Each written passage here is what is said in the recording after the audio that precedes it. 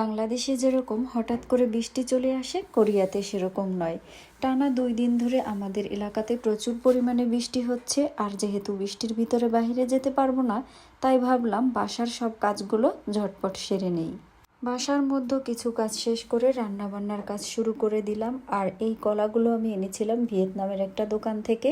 তাই আজকে অনেক ভেবে সিদ্ধান্ত নিলাম তেলাপিয়া মাছ দিয়ে কলার তরকারি রান্না করব। আর দেশে থাকতে কলার তরকারি অনেক খাওয়া হতো, আর এটা আমার পছন্দের একটা খাবার বলা চলে। তেলাপিয়া মাছটা অনেক বড় আকৃতির ছিল, আর ভেবেছিলাম আপনাদের সাথে আমি শেয়ার করব। তবে আমরা যেহেতু 2 দিন আগে ঘুরতে গিয়েছিলাম, তাই হঠাৎ করে মাছটা কেটে রান্না করে খাওয়াও হয়ে যাচ্ছে, তাই আপনাদের সাথে সেই অংশটা শেয়ার করতে পারিনি। মাছগুলোকে ভালো করে হলুদ লবণ দিয়ে আমি মাখিয়ে নিয়েছি, এখন এক করে ভেজে নিচ্ছি। আমার ভিডিওটা কেমন লাগলো অবশ্যই কমেন্ট করে জানাবেন। একটা ভিডিও তৈরি করতে আমাদের অনেক সময় ব্যয় হয়, যেমন এখানে আমি 1-2 ঘন্টার একটা ভিডিও কেটে ছেটে মাত্র 1 মিনিট 45 সেকেন্ডে রূপান্তর করেছি। তবে এ কথা সত্য যে পরিশ্রম কখনো বৃথা যায় না। আপনারাও যারা অনলাইনের জগতে কাজ করতে চান, অবশ্যই ধৈর্য ধরে কাজ করবেন, সফলতা নিজের থেকেই আপনাদেরকে ধরা দেবে।